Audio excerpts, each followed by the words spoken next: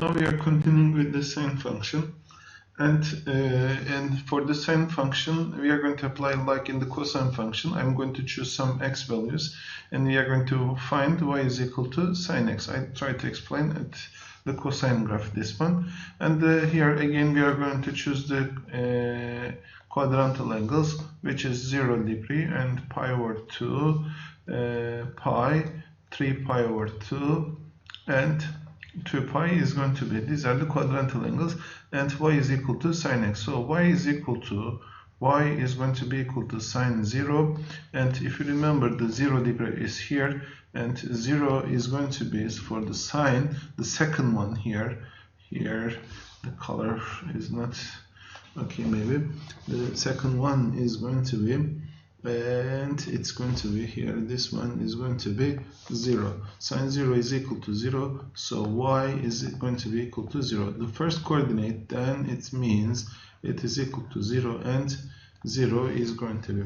Then second coordinate, y is equal to sine pi over 2. Sine pi over 2, if you see here, it's going to be this point, and it's going to be 1.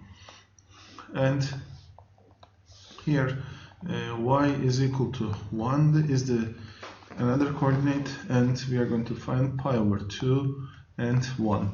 Okay, the third coordinate is y is equal to sine pi, which is y is equal to 0, and at the same time this is going to be pi and 0, because here, as you see, when it is pi, the sine value is going to be 0, and y is equal to sine 3 pi over 2. For sine 3 pi over 2, as you see the value, it's going to be minus 1.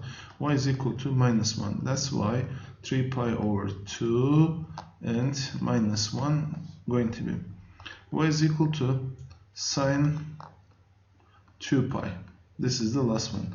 And y is going to be equal to, as you see here, when it is 2 pi, this is 0 degree, at the same time 2 pi, and is going to be equal to 0 again, and 2 pi 0 is going to be the coordinate. When I put the coordinates here it's going to be here, then here, and here is going to be.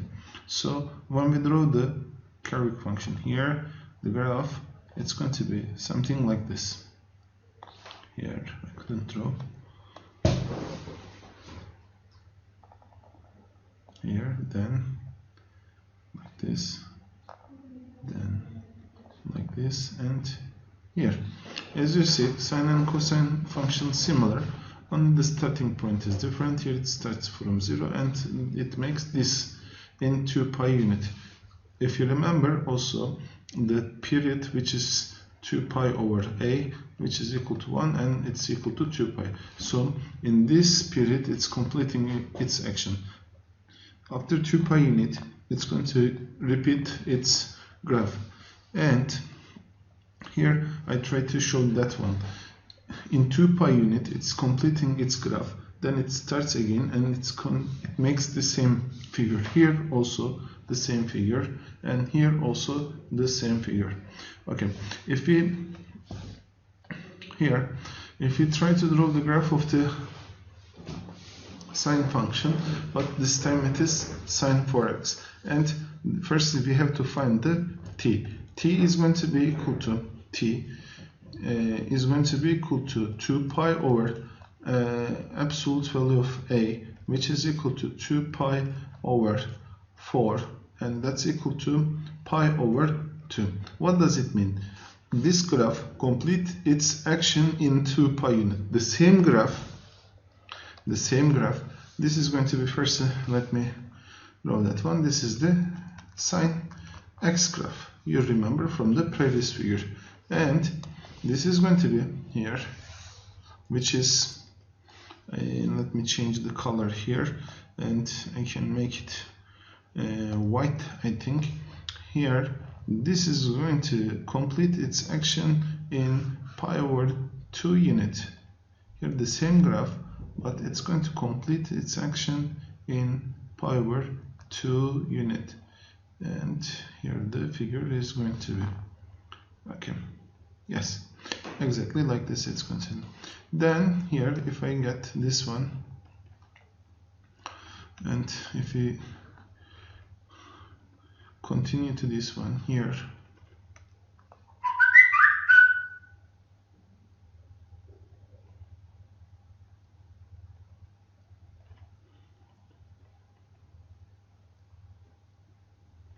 here,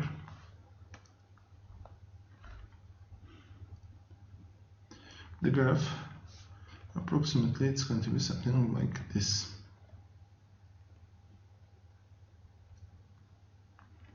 Because here it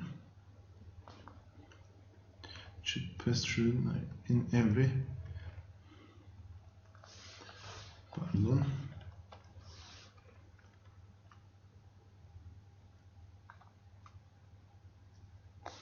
pi unit. Okay, approximately our graph it's going to be like this, and if we move this one to the negative side, it's going to be in this one, the same graph, and it will repeat infinitely many times. Only the period, as you see here, pi over 2. So here the curve is sine function, but completes its action in pi over 2 unit, this figure. Okay, and this is the sine for x is going to be